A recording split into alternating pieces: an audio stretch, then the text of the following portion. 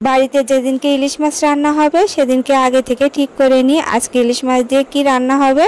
তো সেই সবজিটা আগের থেকে বাজার থেকে এনে নেওয়ার চেষ্টা করি। তো ইলিশ মাছ দিয়ে রান্না করার জন্য হ্যালো এভরিওয়ান, কি খবর, কেমন আছেন? আশা করি সবাই ভালো আছেন, দূরেও কাছে যে যেখান থেকে আমার আজকের এই ভিডিওটি দেখছেন। আশা করছি ভিডিওটি ভালো লাগবে, পুরো ভিডিওর সাথেই থাকুন। তো বাজার করেছে আজকে, তো সবজিগুলো সব তুলে নিলাম। আর এবারে রান্নার জন্য আমি এতে সবজিগুলো কেটে নিচ্ছি। তো মূলা দিয়ে আর ফুলকপি আর আলু দিয়ে আজকে ইলিশ মাছ রান্না করব। কিন্তু শীতের মধ্যে মূলাটা খেতে বেশি ভালো লাগে, কিন্তু এখন অফ সিজনেও মূলাটা অনেক পাওয়া যায়, ফুলকপিও পাওয়া যায়। তো সেই ফুলকপি আর মূলা আর ইলিশ মাছ রান্না করলে খুবই ভালো লাগে খেতে। তো সবজিগুলো সব কেটে নিয়েছি। তো আমি আগে সবজিগুলো কেটে নিই, তার কারণে কেটে নেওয়া হলে রান্নাটা কিন্তু সহজ হয়, ঝটপট কিন্তু রান্না করে নেওয়া যায়। তাহলে দুই চুলাতে দিয়ে আমি সবজিগুলো রান্না করে নিই, ঝটপট যখন রান্না করব সেজন্য কাটাকুটি আগে করে নিই, বাটনাটাও আগে করে নিই। যাই হোক, এদিকে মাছগুলো আমি ভেজে তুলে নিলাম। আর মাছটা এতটা বড় নয়, ছোট ছোট মাছই এনেছে। তবুও আমি যেদিনকে ইলিশ মাছ হয় সেদিনকে চেষ্টা করি কি কি রান্না করব। তো আজকে ইলিশ মাছ দিয়ে 3 পদের রান্না হবে।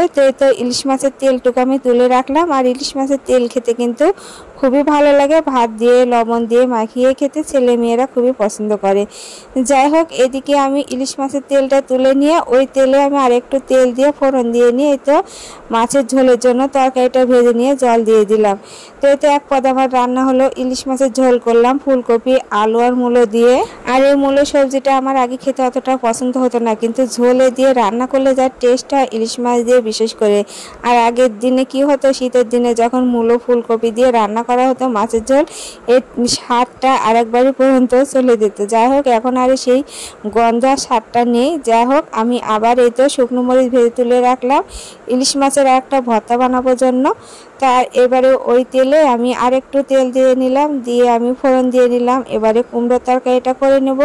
ইলিশ মাছের মাথা আছে, সেই মাথা আর হচ্ছে ইলিশ মাছ দিয়ে আমি কুমড়োর তরকারি করব। তো এই 2টা পদ, এই ইলিশ মাছ দিয়ে আমার 2টা পদ প্রায় রান্না হয়ে গেল। এবারে মাছের কাঁটাগুলো একটু ছাড়াই নিয়ে আমি ইলিশ মাছের লেজা দিয়ে তো ভর্তাটা মাখিয়ে নেব। তো একটু সময় লাগছে কাঁটাগুলো বেছে নিতে। মাছের লেজার ভর্তাটা কিন্তু খেতে ভালো লাগে।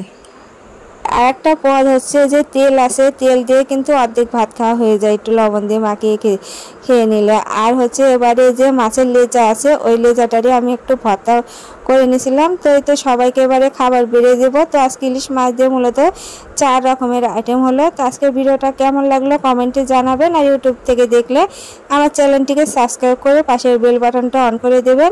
আর যারা ফেসবুক থেকে দেখছেন লাইক এবং ফলো করে দেবেন। তো সবাই ভালো থাকবেন, নমস্কার।